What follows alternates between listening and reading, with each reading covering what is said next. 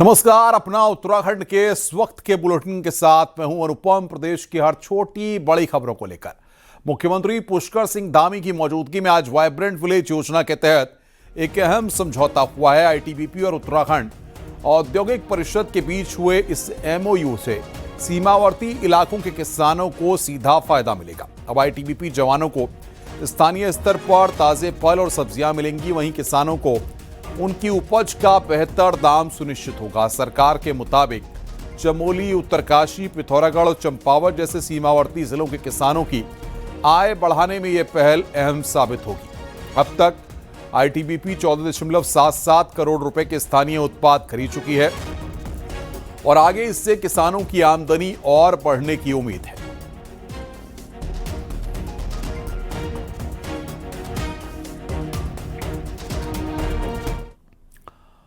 देहरादून में उत्तराखंड निकाय कर्मचारी संयुक्त मोर्चा का कार्यक्रम, सीएम पुष्कर सिंह धामी शामिल हुए। इस दौरान सीएम धामी ने कर्मचारियों के काम की जमकर तारीफ की। मुख्यमंत्री ने कहा है कि हर कर्मचारी को सम्मान, सुरक्षा और अच्छा परिवेश मिले, इस पर सरकार का फोकस है।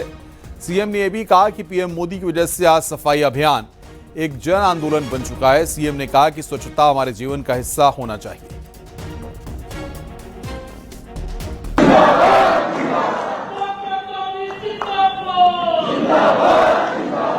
हम केवल अभी के लिए कार्य नहीं कर रहे हैं, हम आने वाले 50 सालों के लिए, हमारे बच्चों के भविष्य के लिए कि उनको भी कोई परेशानी न हो, उनको भी एक अच्छा स्वच्छ दूध मिले, हरित दूध मिले, सब प्रकार की सुविधाएं मिले। इसके अतिरिक्त डिफेंस कॉलोनी, सियावाला, नेहरू कॉलोनी सहित विभिन्न वार्डों में पार्कों का निर्माण, सौंदर्यीकरण, जीर्णोद्धार किया जा रहा है, जिससे हमारे सभी लोगों को एक स्वच्छ और हरित वातावरण मिले। इसके साथ ही मुख्य मार्गों पर विद्युत लाइनों को भूमिगत करने का कार्य किया जा रहा है। शहरी क्षेत्रों में स्ट्रीट लाइटें लगाई जा रही हैं। यही नहीं, हम आईटी पार्क से पॉलिटेक्निक संस्थान होते हुए मंगलूवाला तक सड़क के चौड़ीकरण और सौंदर्यीकरण का कार्य भी करवा रहे हैं। इसके साथ ही हमें राष्ट्रीय स्तर के खेलों के आयोजनों को ध्यान में रखते हुए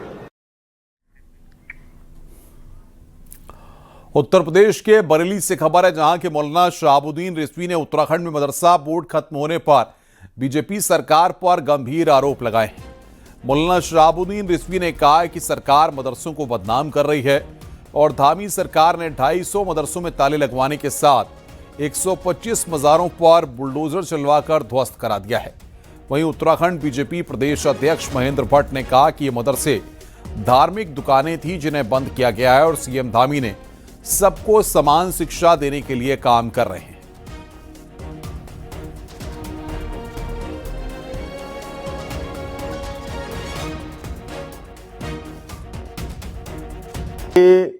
उत्तराखंड के मुख्यमंत्री पुष्कर सिंह धामी जी ने मदरसा एजुकेशन बोर्ड ऑफ उत्तराखंड को खत्म कर दिया और 250 मदरसों के ऊपर ताले लगा दिए।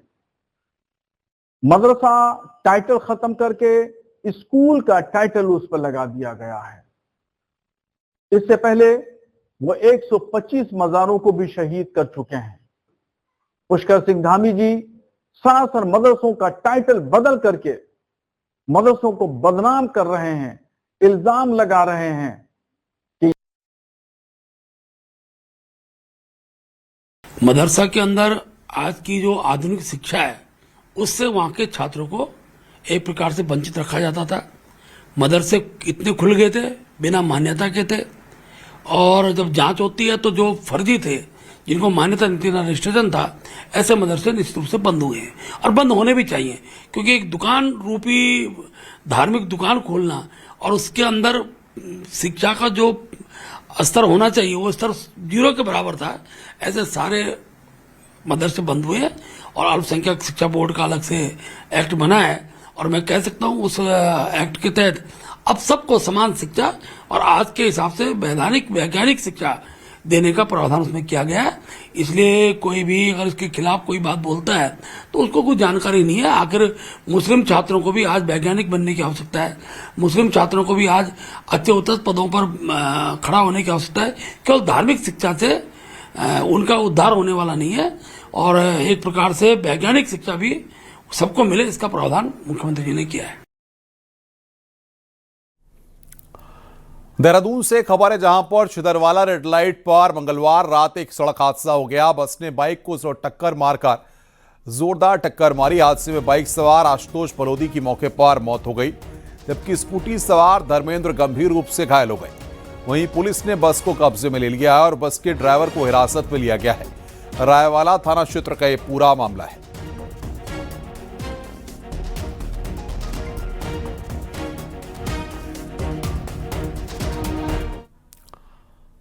हल्द्वानी के कालाडूंगी मामूली विवाद में ट्रैक्टर सवार की दबंगई देखने को मिली है और ट्रैक्टर सवार ने ढाबे के बाहर खड़ी कार में टक्कर मारकर उसे क्षतिग्रस्त कर दिया। इसका वीडियो भी सामने आया। वीडियो में साफ देखा जा सकता है कि ट्रैक्टर सवार कार में जोरदार तरीके से 3 बार टक्कर मार रहा है। बताया जा रहा है कि ट्रैक्टर सवार और कार सवार में किसी बात को लेकर विवाद हो गया था। इसके बाद कार सवार ढाबे पर खाना खाने रुके थे और तभी ट्रैक्टर सवार ढाबे के बाहर खड़ी कार में टक्कर मारकर उसे क्षतिग्रस्त कर दिया गया।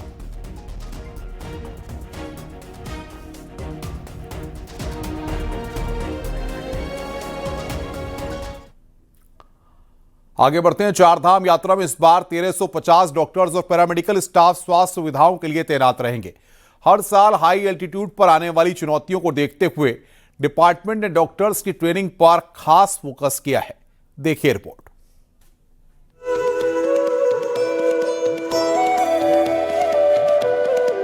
चारधाम यात्रा को शुरू होने में अब कुछ दिन बचे हैं। ऐसे में हेल्थ डिपार्टमेंट ने अपनी तैयारियां तेज कर दी हैं। श्रद्धालुओं को चारधाम रूटों से लेकर हाई एल्टीट्यूड में दिक्कतें पेश न आए, इसीलिए इस बार 1350 डॉक्टर्स और पैरामेडिकल स्टाफ को नियुक्त किया गया है। यात्रा मार्गों से लेकर ट्रांजिट कैंपों में चिकित्सा व्यवस्थाओं को फाइनल रूप दिया जा रहा है। 24 घंटे यात्रा पड़ाव कैंपों में मेडिकल सेवाएं देने की तैयारी है। खास तौर पर स्क्रीनिंग, मेडिकल चेकअप पर खास जोर है। हम लोगों ने स्पेशलिस्ट को हम लोगों ने जहाँ जहाँ हमारी संभावना है, जैसे हमारा अगर हम देखें केदारनाथ में, तो केदारनाथ में भी हमारे 2-3 जगह जहाँ हम पहले नहीं लगाते थे, वहाँ भी हम लोगों ने अभी स्पेशलिस्ट को इस बार लगवाया है। वहीं सरकारी निजी मेडिकल कॉलेजों से स्पेशलिस्ट डॉक्टर्स की तैनाती भी की गई है।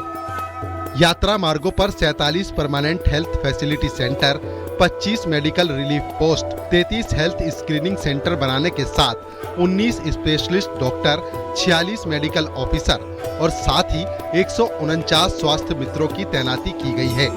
तो इस बार हमारे ही मेडिकल कॉलेज वाले और प्लस में प्राइवेट मेडिकल कॉलेज यहीं के वो हमें देंगे और दे रहे हैं, मतलब उनकी हम लोगों ने वो भी लगा दिए ड्यूटी। तो हम चाह रहे हैं कि जहाँ पर मैक्सिमम डेथ है वहाँ पर हम स्पेशलिस्ट रखें।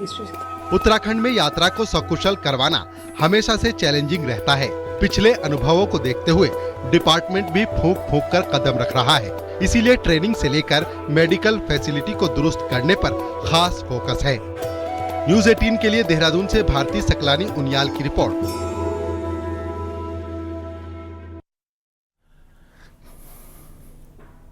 केदारनाथ यात्रा रूट पर जवाड़ी बाईपास बदहाल हालत में है और सड़क के धंसने से रोड करीब 3 किलोमीटर हिस्सा पूरी तरह उबड़ खाबड़ है।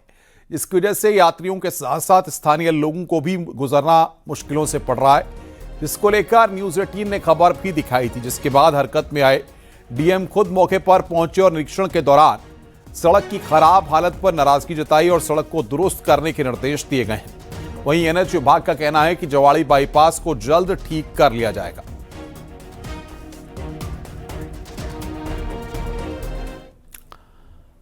एक अप्रैल से गंगोत्री नेशनल पार्क को पर्यटकों, ट्रैकर्स और पर्वतारोहियों के लिए खोल दिया गया है। गेट खुलने के मौके पर पार्क प्रशासन पूरी तरह मौजूद रहा और व्यवस्थाओं का जायजा लिया गया। इसी के साथ उत्तरकाशी की मशहूर गरतांग गली और नीलांग वैली के गेट भी सैलानियों के लिए खोल दिए गए हैं। गंगोत्री नेशनल पार्क सिर्फ खूबसूरत वादियों के लिए ही नहीं बल्कि दुर्लभ वन्य जीवों के लिए भी जाना जाता है। यह हिम तेंदुए का प्राकृतिक घर है, जहां भरल, काला भालू, भूरा भालू, हिमालयन थार और कस्तूरी मृग जैसे दुर्लभ जीव भी पाए जाते हैं। आज 1 अप्रैल 2026 को गंगोत्री राष्ट्रीय पार्क के पार्क के गेट जो है पर्यटकों के लिए खोल दिए गए हैं। पिछले वर्ष 30 नवंबर को जो है पार्क बंद हो गया था और आज 1 अप्रैल से पुनः जो है पार्क जो है पर्यटकों के लिए खुल रहा है। और हम ये उम्मीद करते हैं कि इस वर्ष जो है अधिक से अधिक संख्या में पर्यटक आएंगे और प्रकृति का आनंद लेंगे और साथ ही साथ पर्यावरण के संरक्षण में अपना अमूल्य। आगे बढ़ते हैं। मिडिल ईस्ट में जारी युद्ध का असर अब चारधाम यात्रा पर भी पड़ता दिख रहा है। चारधाम यात्रा के प्रवेश द्वार हरिद्वार में ट्रैवल कारोबारियों को इस बार नुकसान होने का डर सता रहा है। यात्रा को लेकर फोन पर लगातार इंक्वायरी तो आ रही है, लेकिन यात्री और श्रद्धालु गैस सिलेंडर और पेट्रोल डीजल की उपलब्धता को लेकर काफी असमंजस में है। देखिए हमारी ये रिपोर्ट।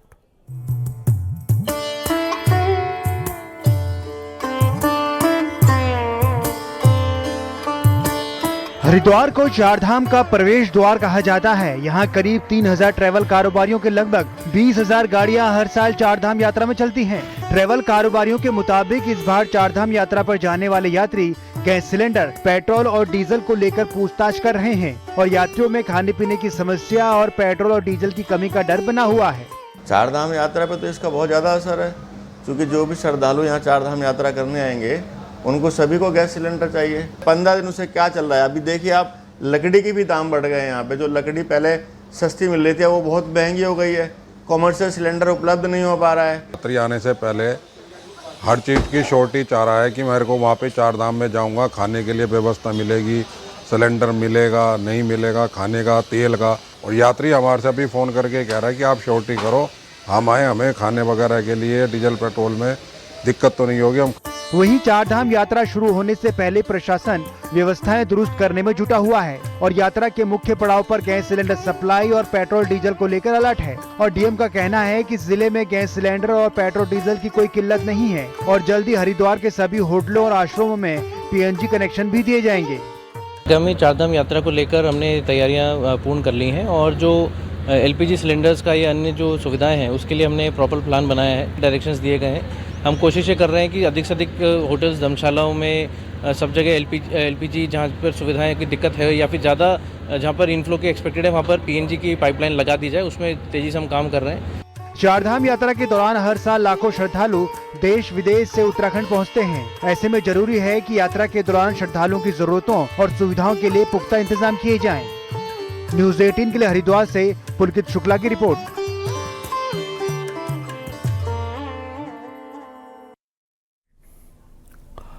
आगे बढ़ते हैं। नैनीताल के खुरपा ताल इलाके में प्राधिकरण की जमीन पर लगातार कब्जे और अवैध निर्माण के मामले सामने आए हैं।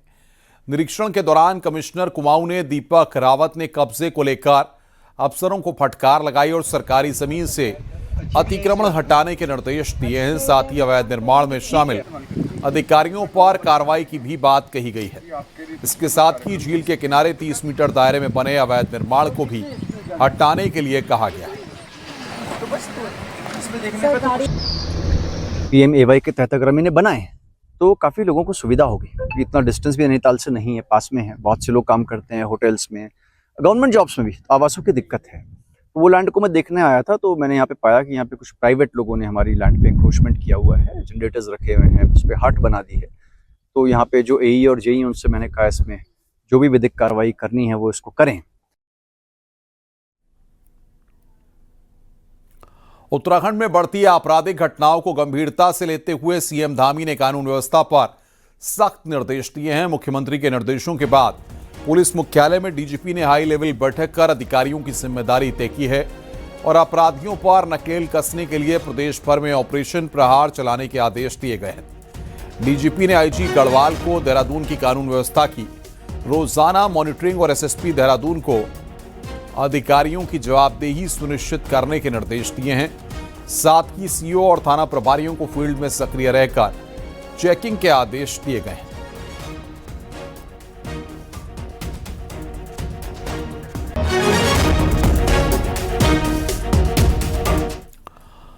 सोमवार को देहरादून में एसयूवी सवार दो गुटों की लड़ाई के बीच एक रिटायर्ड ब्रिगेडियर की जान चले जाने से इस बात पर बहस हो रही है कि क्या नए जमाने के बार, पब और क्लब गुंडागर्दी के नए अड्डे बन गए हैं। देखिए हमारी ये रिपोर्ट।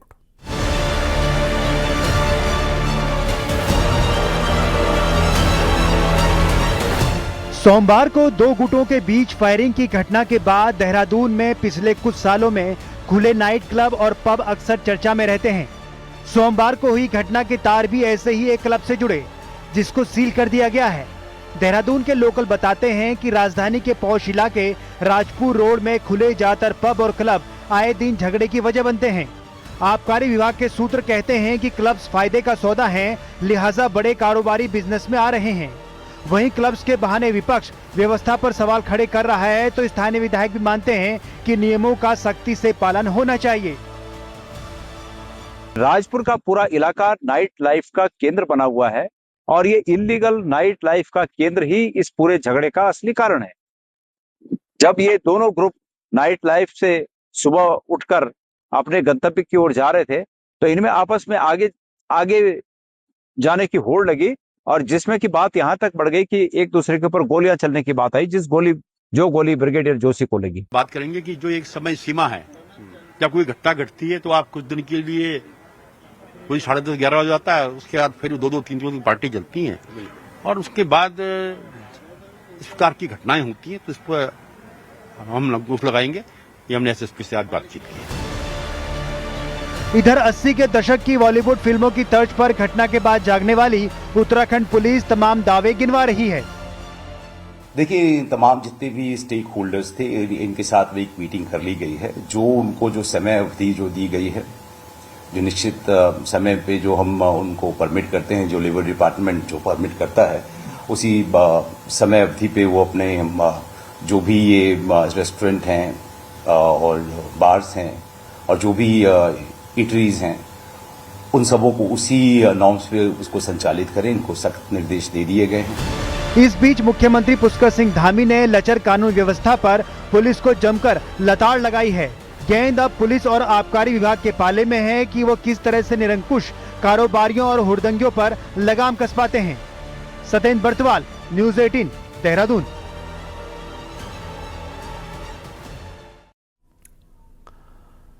देहरादून के विकास नगर में देर रात पुलिस फुल एक्शन मोड में नजर आई, जब पुलिस ने नशेड़ियों और नियमों का उल्लंघन करने वालों पर सख्त रुख अपनाया। इस दौरान नशे करने वालों में हड़कंप मचा रहा और सड़कों पर भागते हुए नजर आए। पुलिस ने चेकिंग अभियान में गाड़ियों और संदिग्धों की जांच की और नियम तोड़ने वालों पर मौके पर ही कड़ी कार्रवाई की गई। जो घूम रहे हैं, 3 घूम रहे हैं, तो उनसे पूछा जा रहा है, उनके परिजनों को बुलाकर उनको अवगत कराया जा रहा है। उनके इंस्टीट्यूट्स को भी जो है इस संबंध में अवगत कराया। क्षेत्र में जितने भी पेइंग गेस्ट हैं, वो हॉस्टल्स है, पीजी हॉस्टल्स है, उनकी भी मीटिंग जो है की जा रही है लगातार। उनको भी बताया गया है कि अपने यहाँ भी रजिस्टर रखेंगे, सीसीटीवी लगाएंगे। नैनीताल सांसद अजय भट्ट ने सीएम धामी को चिट्ठी लिखी है और हल्द्वानी में प्रस्तावित नई शराब की दुकानों पर आपत्ति जताई है। दरअसल हल्द्वानी में कई जगह नई शराब की दुकानें प्रस्तावित हैं, जिनका लोग भारी विरोध कर रहे हैं। ऐसे में अजय भट्ट ने सीएम धामी को चिट्ठी लिखी है।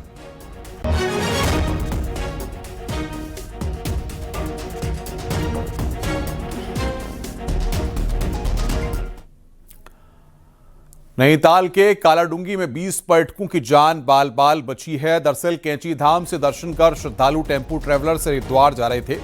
इसी दौरान कालाडूंगी में गाड़ी का ब्रेक फेल हो गया। वहीं ड्राइवर ने सूझबूझ से काम लेते हुए गाड़ी को पहाड़ी से टकरा दिया, जिससे गाड़ी रुक गई। हादसे में 3 यात्री घायल हुए हैं, लेकिन एक बड़ा हादसा होने से टल गया।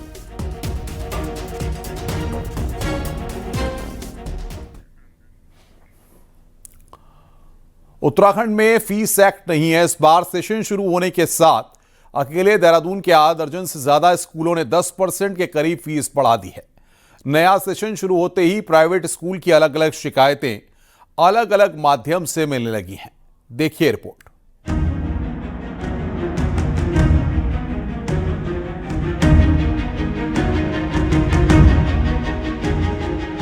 देहरादून नैनीताल मसूरी एजुकेशन हब के नाम से फेमस है। हर साल देश विदेश से स्टूडेंट्स यहाँ के कई स्कूल में पढ़ने आते हैं, लेकिन प्रदेश का आज तक अपना फीस एक्ट नहीं आ सका। हालांकि हर साल फीस बढ़ोतरी की शिकायतों को देखते हुए सरकार के सख्त निर्देश हैं कि कोई भी स्कूल 3 साल से पहले फीस नहीं बढ़ा सकता है और फीस भी मात्र 10% के करीब ही बढ़ाई जाएगी। लेकिन उसके बावजूद देहरादून में आधा दर्जन के करीब स्कूल ने आदेशों की धज्जियां उड़ाते हुए फीस बढ़ानी शुरू कर दी है। वहीं एक स्कूल का हाल तो ये है कि वो बिजली पानी से लेकर जनरेटर, मेडिकल और सीसीटीवी के भी चार्ज बच्चों की फीस में जोड़ रहा है। स्कूल चलाना असंभव है, स्कूल चलाना असंभव है और पेरेंट भी जो है कि जानना चाहता है हर चीज़ को। जब क्लियर रहता है, पेरेंट को बताया जाता है कि भाई आपका जो है कि इलेक्ट्रिसिटी का बिल जो है कि साल का जो है एक बच्चे से 100 रुपये 150 रुपये लिया जा रहा है। पानी का जो है कि आरओ का वाटर लग रखा है, गवर्नमेंट ने कह रखा है गवर्नमेंट आरओ का वाटर लगाइए आप जो है, तो उसका भी जो है 100-150 रुपये लिया जा रहा है। वहीं अधिकारी लिखित शिकायत के इंतजार में हैं, जबकि पेरेंट्स की मजबूरी ये कि शिकायत करने पर स्कूल की तरफ से बच्चे पर कार्रवाई का डर रहता है, इसलिए खुलकर नहीं बोल पाते। लेकिन बाल आयोग के पास फीस से संबंधित शिकायतें पहुँचना शुरू हो गई है। हमने प्रत्येक विद्यालय वगैरह है, कई लिखित में भी निर्देश हैं और कई बार मीटिंग में भी बताया कि राइट टू एजुकेशन एक्ट में स्पष्ट प्रावधान है कि कोई भी विद्यालय स्कूल में कॉमर्शियल एक्टिविटीज़ नहीं संचालित कर सकता है और अननेसेसरी फीस भी नहीं ले सकता है। यदि किसी विद्यालय द्वारा ऐसे जो मद स्वीकृत नहीं है, अनुमान्य नहीं है, जिन मदों में अगर उनमें फीस लिया जा रहा है तो आप किसी भी पेरेंट से हम अगर लिखित शिकायत आती है तो हम उसके खिलाफ, स्कूल के प्रबंधन के खिलाफ कार्रवाई करेंगे। साथ साथ एक शिकायत जो मेरे पास लगातार आ रही है वो है मनमानी वृद्धि फीस में, किताबों में बदलाव और ट्यूशन फी के साथ साथ बहुत तरह के शुल्क लेने की कंप्लेंट्स। तो विद्यालय को ये याद रखना होगा कि आयोग और डिस्ट्रिक्ट एडमिनिस्ट्रेशंस इस बारे में बहुत संजीदा हैं।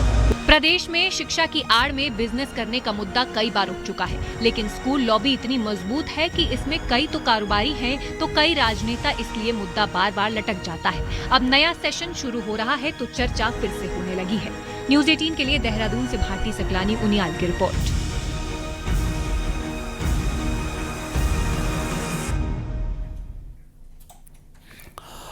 मंगलवार को विकासनगर के क्रशर जोन ढकरानी में उस समय हड़कंप मच गया जब क्रशरों के मानकों की जांच करने के लिए प्रशासन की संयुक्त टीम पहुंची। प्रशासन को लंबे समय से क्रशर संचालकों द्वारा मानकों की अनदेखी करने की शिकायत ग्रामीणों द्वारा मिल रही थी।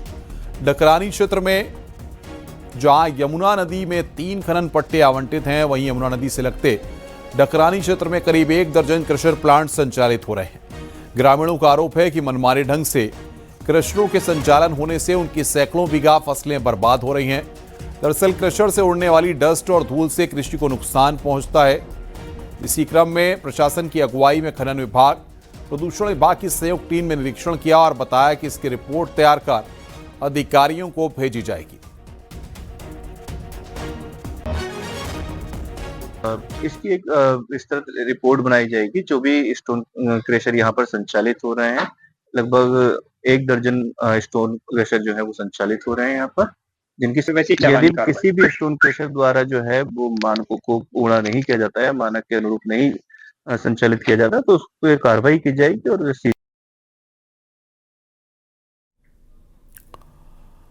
रुक रहे हैं यहां पर ब्रेक के लिए। खबरों का सिलसिला लगातार जारी है।